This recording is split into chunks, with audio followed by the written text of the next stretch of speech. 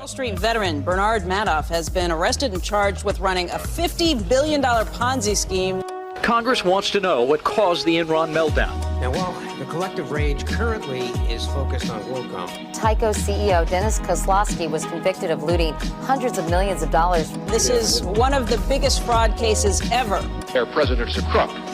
Well, I'm not a crook. Find out more on this week's episode of White Collars, Red Hands. Since the beginning of time, rulers, leaders, and politicians have been heavily scrutinized by the public. Joe Biden currently has a 56% approval rating, so a little over half the country is pleased with his work. And for good reason. It's easy to criticize our government, but what about our smaller governments? What about our cities and our towns? Earlier this year, Chicago had voted out Mayor Lori Lightfoot in the preliminaries, which is almost unheard of for a recumbent mayor. Well, Chicago is not the only city that's had its struggles with mayors. Today, we are going to be focusing on former mayor of Detroit, Kwame Kilpatrick, a man who promised fortune, prosperity, and 21st century solutions to the crumbling city of Detroit.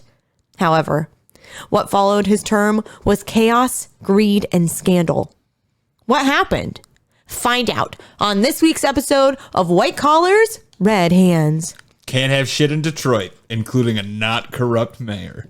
Also, I'm surprised there was no recumbent joke. You're just gonna, you're letting, no, you can't make it out. You're just, I can't believe you just let that one go. It's just really, it's really uncharacteristic of you. It is. I fucked up. Also, apologies, as you know, it's not my place to apologize, but Nina's sick today. Yeah, so I've had a bad cough for like 3 weeks. So we'll just... And I do have a cough drop in my mouth. I was about to say, we'll put that up because I was like, I'm hearing it. There was a click. She's not an old woman sucking on a butterscotch candy. But I could be. Would you like my Werther's Original?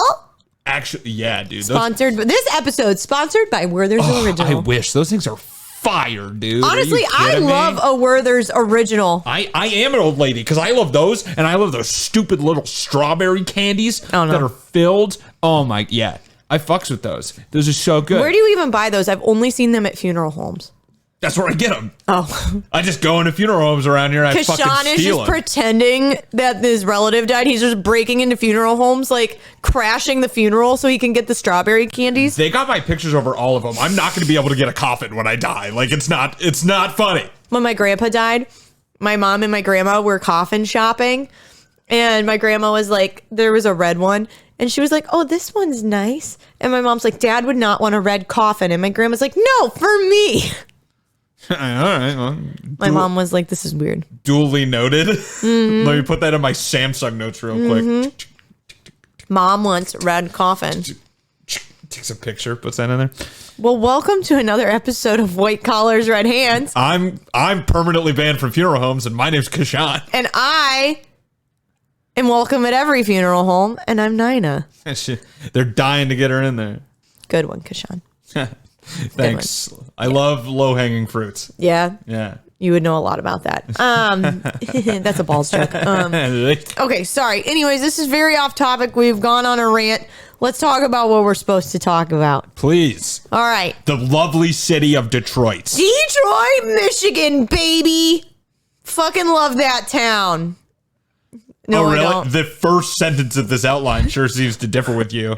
That you wrote, by the way. If anyone's listening to Detroit, Nina wrote this episode. Listen. So whatever's in it, it reflects her views and not necessarily mine. Listen. I think you all know about your city. Wow. You're double down. Get it. Yeah. I stand by everything I say. So Detroit, Michigan is notorious for being a city that needs work. Once thriving with motor industry, Detroit was a town that people would purposefully move to. And a big reason for that is Henry Ford. Henry Ford set up a bunch of shit in Detroit, Michigan.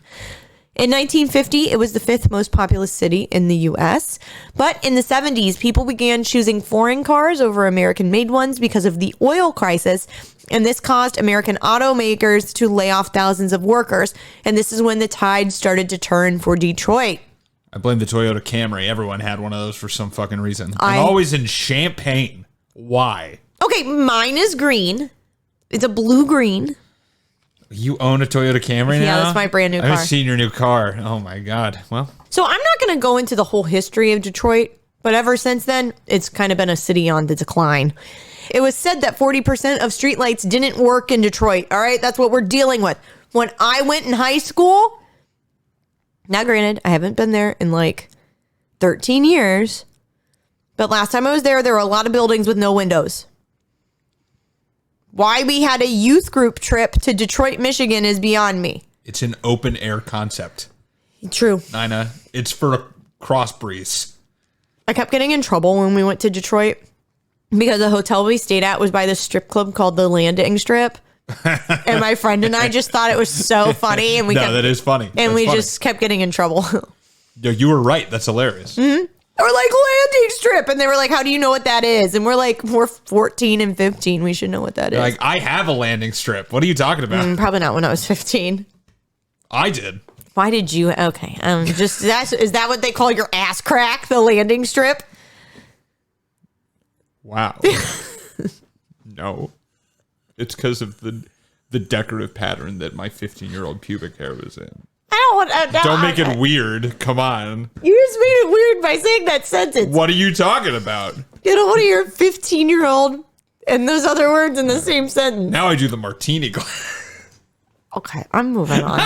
Let's talk about the mayor of Detroit in the early 2000s. Please. Kwame Kilpatrick was born to be in politics. His mother was a career politician and represented Detroit in the Michigan House of Representatives from 1979 to 1996 and served in the U.S. House of Representatives for Michigan's 13th congressional district from 1996 to 2010. Ooh, downgrade though. She went from federal to state. Mm-hmm. Yikes. His father was also in politics. Kilpatrick definitely wanted to go into the political route because in 1992 he graduated from Florida A&M University with a degree in political science. Kilpatrick was elected into the Michigan House of Representatives in 1996 when his mother vacated her seat when she made her bid for Congress. On his what? Oh, he took her position? Yep. That's weird, right? That's nepotism. That's... Well, you do get voted in. But people... chosen. True, but people are like, oh, father son, I'll vote for him because she was there. Keep a Kilpatrick in the seat. It's just kind of sad. He was like, get back to fucking state, Mom. Yeah, right. Let the real Kilpatricks take care of it. On his campaign staff were high school friends Derek Miller and Christine Beatty. All right. Beatty later became Kilpatrick's legislative aide, and the two, later, we will find out, will end up having an affair. Now, Kilpatrick said that the reason that he had his friends as part of his, campaign staff, and then later, when he becomes mayor, he keeps those friends as, like, aides and stuff like that. He says he tries to quote the Bible, and he's like, what God has joined together, let no man. What does he say? He doesn't say the verse right, but basically what God has put together, let no man separate. And that was his reasoning for bringing his high school friends along in his political journey. Kilpatrick said that his campaign was only run on a budget of $10,000 and that he didn't receive any endorsements. I don't know if that's true or not, but maybe you could pull that off in 1996. That's why he had his friends on the fucking trail, because right? they were like, okay, you don't have to pay us. Yeah. Kilpatrick was elected minority floor leader for the Michigan Democratic Party from 1998. He held that position from 1998 to 2000. He was elected as the House Minority Leader in 2001 and was the first black person to hold that position. Wow. Yeah. If only he wasn't the center of today's episode, I could be happy about that. Yeah. In 2001, Kilpatrick decided to run for the mayor of Detroit. On New Year's Day. I was like, what? New Year's Day, 2002. Kilpatrick became the youngest person to become the mayor of Detroit at 31 years old. That's like me becoming a mayor. That's such a bad idea. Yeah. Well, to be fair, he had a political science degree and years of experience, and you have a theater degree and pots. Like, you're different people. That's right? true. Yeah, That's very true. You want to put him up there as Lady Macbeth. You also put you up there as Lady Macbeth, but it's you get what I'm saying? Mm-hmm. Yeah. I mean, we did different qualifications. Yeah. Qualifications. Kilpatrick made some big decisions as mayor. When looking at the city budget, he decided to close the zoo and the aquarium because of the city's budget problems. Why are we spending all this goddamn money on fish? This is the stupidest thing. He picks up another paper. He's like, fucking lions too? What the hell is that? And he just freaking out. Hilarious. The city council overrode his decision to close the zoo and gave the zoo a budget of $700,000. Wow, they were like, fuck you. Fuck you, we're keeping the zoo. And in response, we're giving the lions more money. They're Yes. majestic. All right? Kilpatrick. Although the city's finances were in disarray, Kilpatrick found a way to use city funds to finance a Lincoln Navigator for his family. He also used the city credit card for spas, massages, expensive dinners, and expensive wine. Can you do that? Is that honestly, politics is a weird one because that could be allowed. It could. It's probably not, though. It probably wasn't because Probably not. Kilpatrick did pay back $9,000 of the $210,000 that he spent, which was very kind of him. It's like none of it. That's like none of it. It's like legitimately none of it. Yeah, he was using the city's credit cards to do this shit. It's like if I stole like $300 from you to go buy a PlayStation and then you found out and I was like, here's $30 back. We're cool, right? And I get to keep the PlayStation. It's not cool. No, it's not cool. It's not cool. In 2005, Time magazine named Kilpatrick one of the worst mayors in America. This is just the beginning of the episode. Yeah, this is the first 15 minutes. Oh my God. Yeah, no, it gets worse. So we're going to go back in time a little bit. We jump around a little bit in this episode, I will say. Everything's not linear. So now, most political figures have at least a few scandals in their career that define them. And Kilpatrick, no different. Before I start on this horrible story, Kashan, if you were a stripper, what would your name be? Oh, man. It would probably have to be something like Jeb Bush's campaign trail because no one would show up. All right? Like, no one's coming to me as a stripper. All right? I know my worth, and that's not it. No, you got a big booty. You find one stripper who looks like me that's not a joke, and then we'll discuss. I don't think there is one. There is that one stripper. There's no demand, okay? I know a little bit about economics, okay? I may have the supply, but there's no demands. Hold on. I'm there not is drawing a a crowd. stripper. You're going to be so mad at me. Bert Kreischer. I do not have as big of a gut as Bert Kreischer. You absolutely do not. And I'm way hairier than Bert Kreischer. I just wanted to piss you off.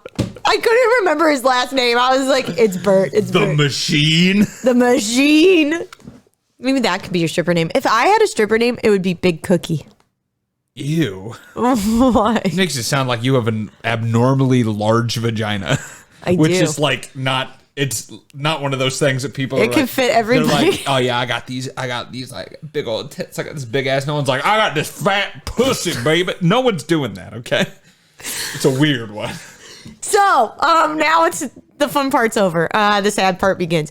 So in 2003, Tamara Green, or Strawberry, as her stage name was a stripper that was murdered in Detroit.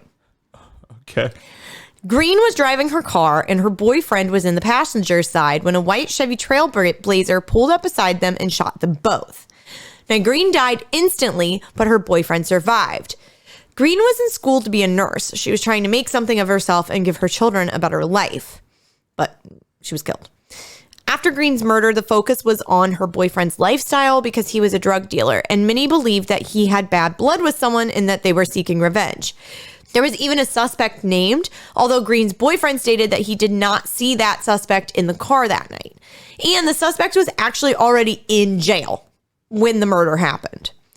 So Green was killed with a .40 caliber Glock pistol. And it'll be important later in this story that this is the same type of gun that was issued to the Detroit Police Department. Now, Green's father says that before her death, Green was extremely paranoid that people were following her and that she was receiving phone calls during all hours of the day. Although Green never said who was calling her or stalking her, another exotic dancer came forward and shared her story. So a few days after Labor Day in 2002, 50 exotic dancers were paid $1,000 each to perform at the Manoogian Mansion. The Manoogian Mansion? Yo, let's all go to that fucking stripper party at the Manoogian. Like, what? What is Detroit? So the Manoogian Mansion is the official residence of the mayor of Detroit. So it's like the White House of Detroit. Was this a joke? No! Did they send $50,000 worth of strippers to the mayor's house as a joke? No! He bought $50,000 worth of strippers? Also, why is it called the Manoogian Mansion? I swear to God that Michigan is actually like a Dr. Seuss book because they've got Kalamazoo, Manoogian Mansion, like silly names for things. They also have a town called Hell. But anyways, the Manoogian Mansion. So, of course, everybody who was there at this party was an elected official or a police officer. And I'm sure tax dollars went to that party, but that's neither here nor there. Green was giving Mayor Kilpatrick a lap. Let me go and start it again. Green was giving Mayor Kilpatrick a lap dance when his wife Carlita came in. Ooh. And Carlita lost her fucking mind. That's the last straw, Barry.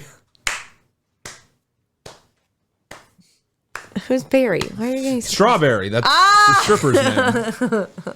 But Carlita lost her mind. She started punching Green. It is said that Green crashed through a wooden coffee table when she fell. Carlita then struck Green in the head with a piece of wood that was from the coffee table. Oh, shit. Carlita's crazy. She beat the shit out of this girl. She's just doing her job, man. Literally. She did nothing. Honestly, Strawberry did nothing wrong. No. She was hired for an event. She was doing lap dance. That's what strippers do. Okay, listen, I know that Kilpatrick is just the mayor of Detroit, but you're not gonna, like, if the mayor of Detroit, if you're mayor, if Brandon Johnson walked into this apartment right now and was like, Kashawn Bachelor, give me a lap dance, you're not gonna tell him no.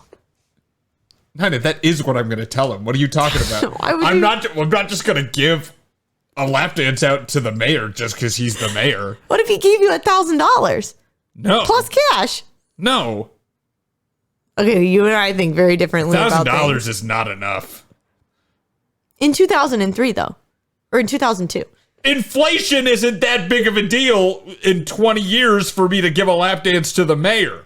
I would give Brandon Johnson a lap dance for $1,000. But if I was already a stripper, I'm not going to get invited to the Manooge, and not fucking do my job. Right, you got to deliver. Yeah, exactly.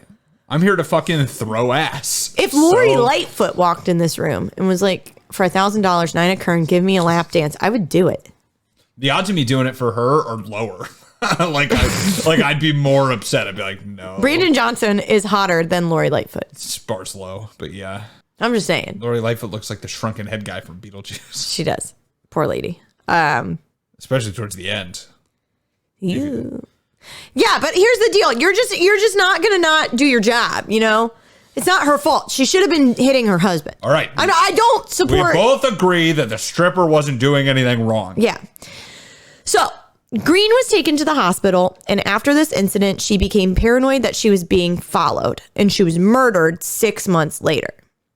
Now, obviously, many people deny this story and that it was obviously many people deny the story. And a large part of that is because the exotic dancer that came forward had mental health issues. And it was said that she wasn't credible. Now, there are a lot of other things that happened that point to it being true. And I believe personally that it was true. There is an ER worker who gave a testimony saying that Green came into the hospital beat the fuck up. There were all of these like security like black SUVs basically outside with all these guys in it, and he was like, what's the deal with that? And quote from another ER employee, Carlita beat some bitch up. And then like all of the hospital workers were like sent out of the room, which that had never happened before. So there was that. Then there was another, I think it was a police chief, or it was either a policeman or another politician who claimed later that I was invited to the party, but I didn't go. And then when he was asked like, who invited you, he couldn't remember, which is convenient. All of that sounds convenient. You didn't go. You got invited to the Manugian Mansion, and you didn't go. You got invited to a huge stripper party, and you said no. Don't fucking lie. Yeah, don't. You went to that party, lie. man. Green's family filed a $150 million lawsuit against the city, but the judge ended up ordering in favor of the city. What's also really sketchy about this is that there is a lot of missing evidence from that night, like 911 call logs that disappeared. They don't exist. Computers with information on them that went missing, things like that. So a lot of evidence was destroyed around this party and around the death of Tamara Green. And unfortunately, Tamara Green's murder is still unsolved to this day. So this is just one of Kilpatrick's scandals. So despite being such a shitty mayor and an all-around bad person, Kilpatrick did decide to run for re-election. During his re-election campaign, Kilpatrick's father claimed that the Manugian Mansion rumors were like the rumors that the Nazis spread about the Jews, which I think is a little bit extreme. No, what are you talking about? They're the same. They're the same. They're the same, right? One led to genocide. Yeah, and then the other one with the rumors that the Nazis spread about the Jews. He did apologize for these comments later. Good. Kilpatrick ran against a man named Freeman Hendricks for mayor, and although Hendricks had been predicted to be the winner, Kilpatrick came on top to serve for a second term of mayor. What the fuck? Yeah, he won 53% of the vote. That's a pretty solid chunk, actually. So what I will say is Kilpatrick was a very persuasive public speaker. And right before the voting happened, he did do like a big public speech that just like convinced a lot of people that he was going to turn the city around, even though he had proved before that he was not good. What is this? A fucking Remember the Titans speech? Honestly, I'm not kidding you. If you listen to his speeches, yes. Oh. He really evokes a lot of emotion. Like, I wasn't even a Detroiter. Did you know that that's what they're called? The Detroiter. Oh, that's Tim Robbins' show before he did I Think You Should Leave on Comedy Central. They're from Detroit. Oh, I didn't know that. Yeah, but if I was a Detroiter, I might have been swayed. I don't know. Huh. There were some good speeches. You're like, oh, damn, I want to trust this guy. And he has a face that you want to trust. He just like looks nice. Looks like a nice guy. He doesn't look like his wife would beat up the stripper that was giving him a lap dance. He doesn't Absolutely look like that. not. I don't think so. All right. Kilpatrick got elected for a second term, and I'm really glad that Lori Lightfoot did not. But Kilpatrick's second term didn't even go as good as his first term. Wow, that's surprising. During Kilpatrick's second term, Detroit was continuously late on its audits, costing the city even more money. And these late audits actually caused the state to withhold $35 million from Detroit because of them being late. There was also, I don't even know if I should talk about this because I didn't really understand how it worked exactly, but Kilpatrick had made some sort of deal that if the economy kept being good, that the city would pay a certain the city would get a certain amount of money on mortgages and like get a certain percentage back. But then if there were to be a fall in the housing market, it would cost them a bunch of money. And they probably did something where they insured people so that they could get people to buy houses. Because though this is early, but Detroit has a real problem right now with people an even bigger problem with people leaving the city. Like it's they've always had an issue with that. Yeah, like that's the reason. Because like I said earlier, in 1950, it was the 5th most populous city in the U.S., and now there's only about 600,000 residents. Yeah. So that's a huge decline. I know it's been about 70 years, but that's still a really big decline. Yeah. So it was probably like an initiative to get people to not leave. They were like, but if you stay and your mortgage goes down, we'll like insured or whatever. Yeah. I'm assuming what it is. It was something along those lines. But then of course the recession hit in 2008. Yeah. Perfect timing. And it ended up costing the city like millions. I think it actually went into the billions of dollars. Great. Yeah. So he wasn't a very good mayor. That's why the Tigers suck so bad. Yeah. Yeah. I forgot they had that. After the alleged party at the Manoogian Mansion in 2003, former bodyguard Harold, I'm going to say this name wrong, Nelthrope, and former deputy police chief Gary Brown filed a civil lawsuit against Kilpatrick, claiming that they were both fired from their positions after investigating the party at the Manoogian Mansion, which is what happened. Brown was in charge of the investigation, and Nelthrope gave investigators information.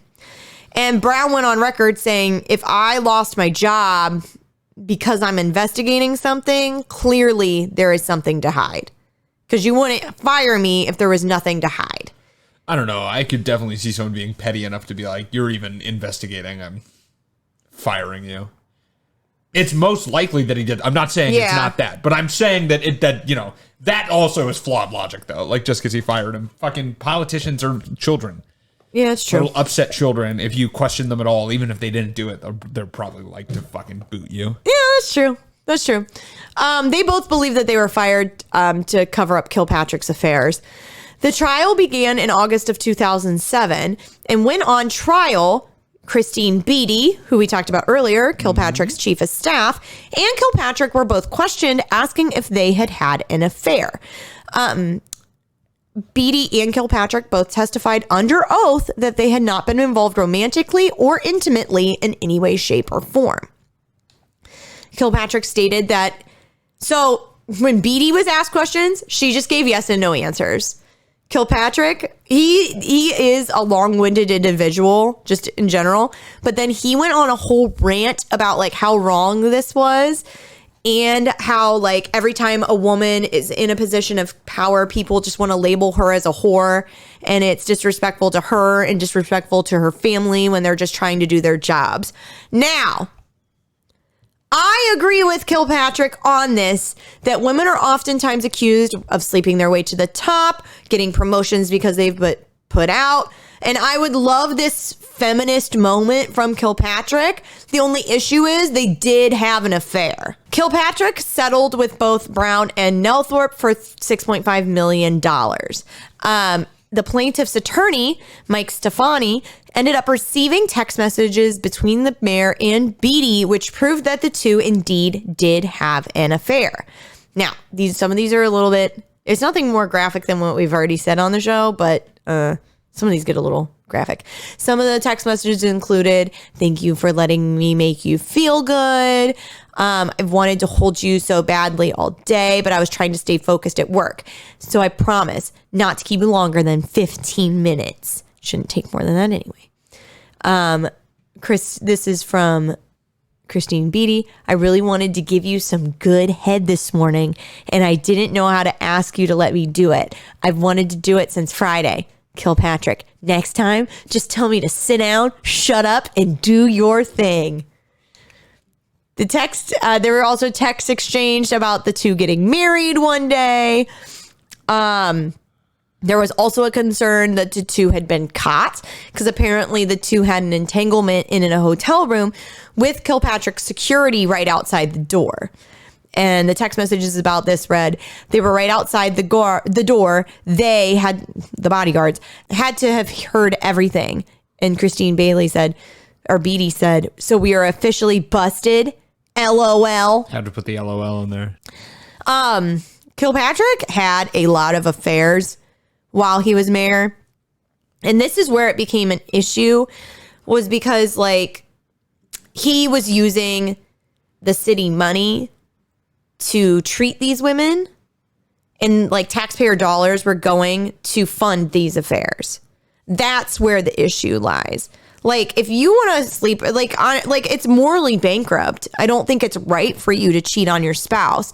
However, I don't necessarily think that, personally, I don't think it's the public's business. And if it's like we said earlier, if it's two consenting adults.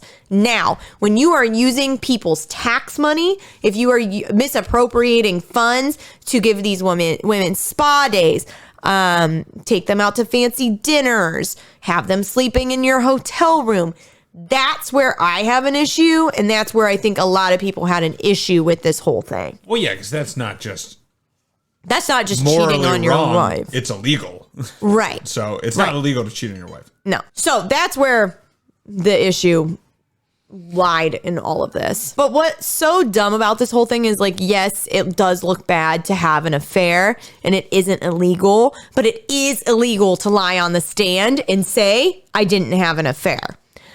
I think the other thing too was Kilpatrick did talk about like God a lot.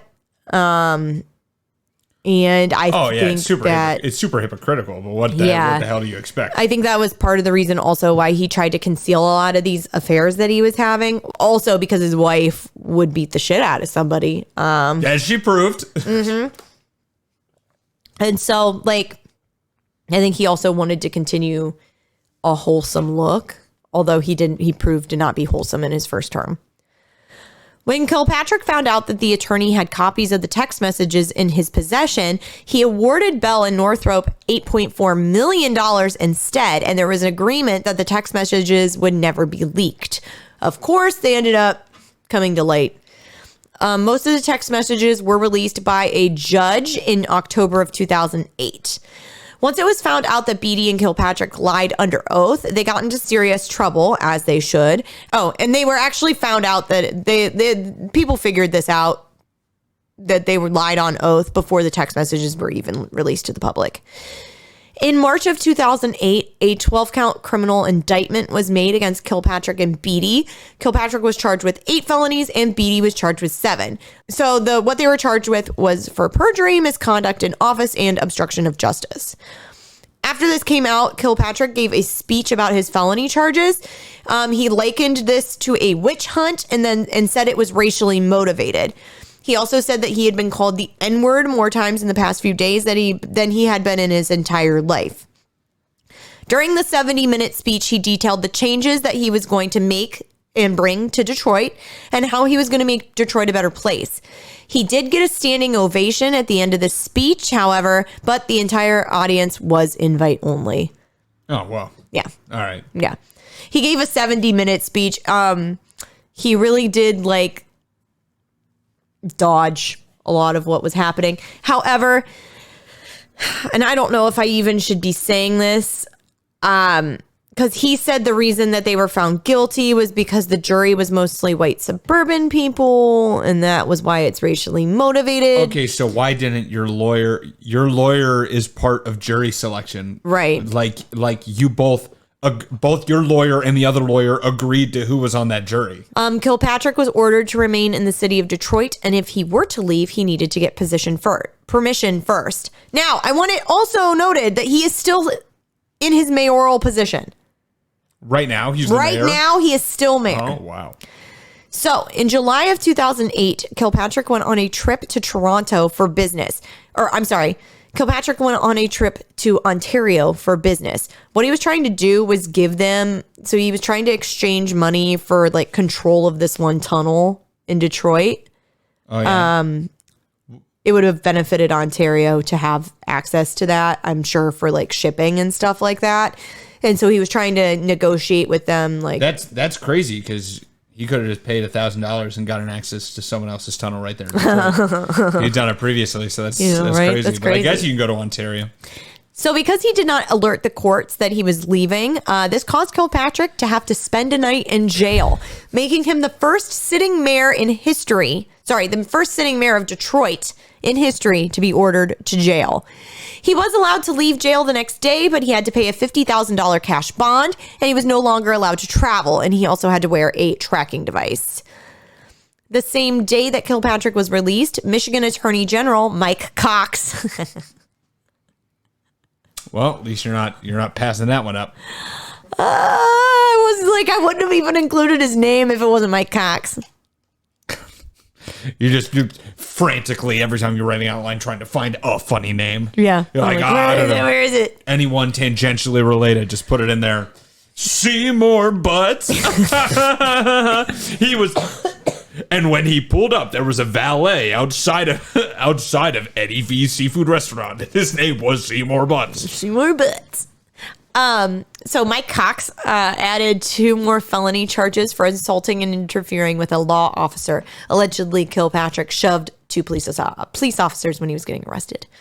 On September 4th, 2008, Kilpatrick resigned as mayor of Detroit. On September 18th, he pled guilty to 2 felony counts, and he agreed to spend 4 months in prison and pay $1 million of restitution to Detroit. Kilpatrick only served 99 days of this sentence, and then he went to Southlake, Texas, where he joined his family and started working for a Texas subsidiary of CompoWare, which is a company that's headquartered in Detroit. So, and this was his chance to start a new life, get it back on track, get on the right foot, and this should be at the end of the story, right? Something's making me think it's not, Nina. It's not. You're right, Kashan. So, Kilpatrick was required to pay back restitution to the city of Detroit. However, he was defaulting on his payments. He claimed poverty despite living in a home that cost $3,000 a month, and his wife had a brand new car. Kilpatrick claimed that he didn't know how his bills were being paid and that he didn't even know if his wife had a job. During this, it was found out that some Detroit business leaders had paid Kilpatrick to leave office, like hundreds and hundreds of thousands of dollars. They were like, resign, here's some money. He had more than enough money to pay back his restitution payments, and the judge saw through all of this and ordered Kilpatrick to pay back $300,000 in 90 days. In February of 2010, Kilpatrick missed a restitution payment of $79,000. There was a warrant out for Kilpatrick, and it was found that he had violated the terms of his probation, and he was sentenced to 1.5 to 5 years in prison. However, Kilpatrick is still not out of the woods. In December of 2010, while he is literally in jail, and during this time, he and his wife got divorced. Oh, okay. That's probably a good call on her part. Yeah, absolutely. In December of 2010, Kilpatrick was indicted on new corruption charges. Kilpatrick, his father Bernard, a contractor named Bobby Ferguson, and Kilpatrick's aide Derek Miller, and Detroit Water Department Chief Victor Mercado were all charged with racketeering, extortion, bribery, and fraud. Well, what happened? They all abused Kilpatrick's power as mayor to line their pockets. Kilpatrick's friend Bobby Ferguson Kilpatrick's friend Bobby Ferguson was a contractor for the city's water and sewer departments. Kilpatrick convinced Mercado, who ran that, to use Ferguson for the contracts. These contracts were worth $127 million, and Kilpatrick got about $1 million in kickbacks. Mercado didn't get any money, but he did have a large salary that he wanted to keep, so he went along with what Kilpatrick said. It was also shown that Kilpatrick was using his nonprofit for fun money. He used this money for his trips, spa days, and his children's tuition. Kilpatrick's father launched his own consulting firm while his son was in office to get deals with the city. Bernard Kilpatrick would then take bribes to help people get these deals, including cash trips, Christmas presents, and expensive liquor. Because of all this, Kilpatrick was sentenced to 28 years in prison. Ferguson was sentenced to 21 years, Derek Miller 3 years of supervision, and Bernard Ferguson to 15 months. Damn, they kind of slapped it down on them, huh? Yeah, I think because Kilpatrick had done so much. But his dad? I think his dad, 21 years? No, his friend who... No, his dad got 15 months. His friend who was getting those contracts got the 21 years. Damn. Yeah. Kilpatrick tried to appeal his sentencing, but he was denied. And in 2018, he began to ask Donald Trump for a pardon. Kilpatrick's children were very passionate about getting justice for their father. They felt as though the sentencing was too harsh, and they started the Free Kwame Project. His son Jonas, aka Jojo the Doughboy. Oh, that's such a bad name, dude. And it's you can't tell at home, but it's boy spelled B-O-I, bro. And it's the T-H-A. The boy, what the fuck? I'd be like, keep me in prison. Please. I don't want to see that kid anymore. What was that tuition? I stole this money for tuition, and you're gonna drop out and call yourself Jojo the Doughboy? God damn it. That's why I'm never having kids. Well, Jojo the Doughboy, he released a song about his father's sentence. And here is a quick listen. There was no crime. He's trapped inside what they minimize. What he did for the city. Ain't asking for your pity. Don't sit and just look pretty. Stand and do some with me. 28-year injustice. Black fathers sit in cells while they family out on crutches. Rig the system. And they wonder. Okay, yeah, that's more than enough. It's not good. I also want it noted that music video for this song, Too Much Time, it was recorded on the steps of the U.S. Supreme Court. Oh my God. Oh my God. Go do something else. Just make fucking music about anything. You could make music about your dad and still about strippers because there was so much crossover. So just do the normal stuff. Do the normal rap Just do the normal stuff. And just throw your dad in every now and again. Jesus. Well, I do want it noted that Donald Trump did pardon Kwame Kilpatrick. Of course he did. On January 20th, 2021, when he had 12 hours left in office. He's one of those. Well, to be fair, there was like 180 people or whatever. Yeah.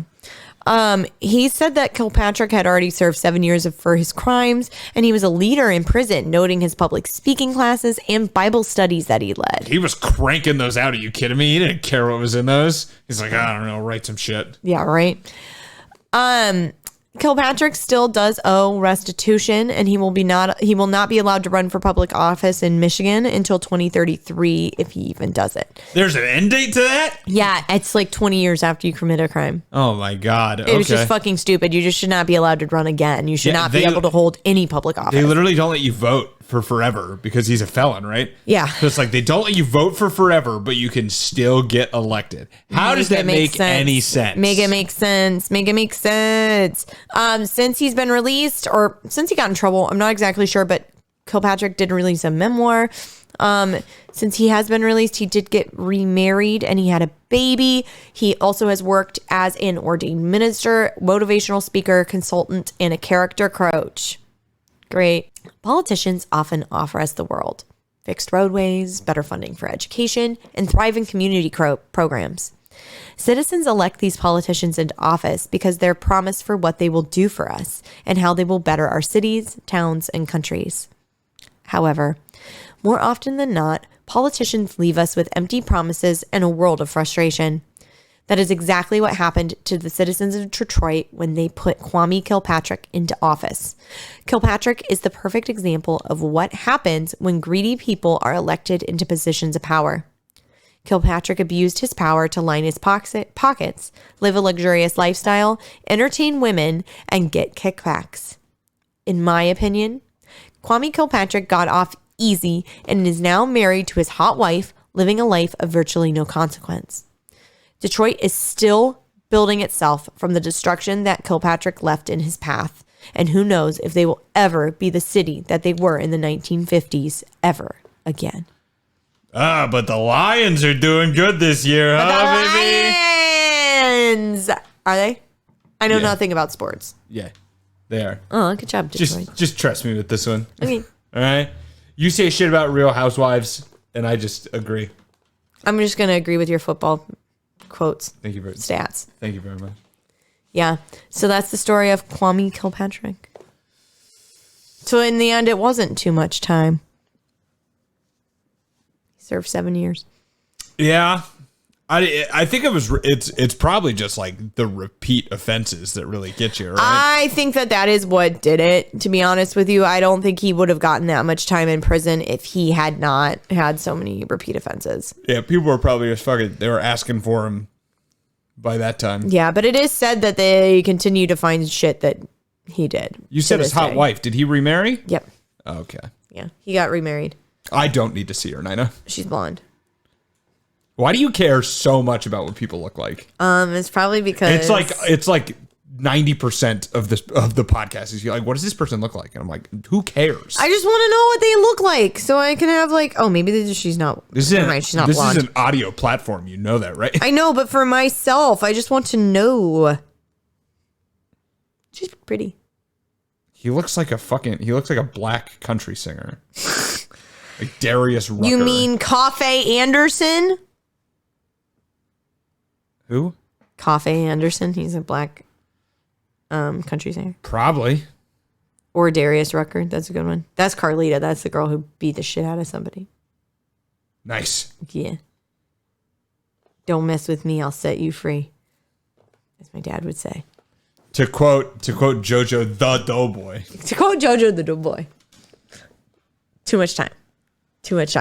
All right. And I don't want to take up any more of your time. So if you liked what you listened to, you just can't get enough of us, you can follow us on social media. We are on Facebook.com/WhiteCollarsRedHands. We are on Twitter @WhiteCollarsPod. We are on Instagram @WhiteCollars_RedHands. We're on TikTok @WhiteCollarsRedHands. You can also follow us on YouTube @WhiteCollarsRedHands. Subscribe to that. Hit that little notification bell. What else, Kashan? Another free way that you can support us is by leaving us a review. A lot of you are on Apple Podcasts, but we also are on Spotify. And we love a 5-star review, but we also will take an honest review. Another great way that you can share about our podcast is by telling a friend.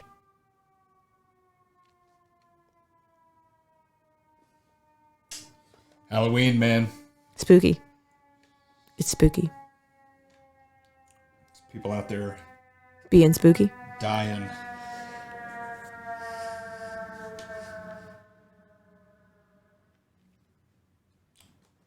All right, what else? If you want an unfree way to sponsor us, or not sponsor us, to support us, you can go to our website, whitecollarsredhands.com, and you can click on our merch tab. We have merch. It'll take you over to TeePublic. You can buy whatever you want. The holidays are coming up, so buy someone you love something. What else, Kashan? What else? Tell a friend. I said that. Well, tell another friend. You have 2 friends, right? You don't have just one friend like a loser, right? You at least have 2 friends. So tell the other one. Kashan even has 2 friends, me and his girlfriend. What? I'm not friends with her. What are you talking about? Oh. She's just around. I'm joking. I love you. If you're listening to this, don't fucking murder me in my sleep. Don't pull a Carlita. She's the only one who can murder me in my sleep. Because she sleeps with you? No, she's quiet as fuck, dude. Oh, really? It's because she sleeps. Oh. What are you talking about? I don't know. I think that's it. Yeah, sure. That can be it. All right. If it's not, we'll call it early. We'll call it early. Everyone head home, all right? 5 minutes early on us. Well, thank you so much for listening, and we'll see you next time on another episode of White Collars, Red Hands.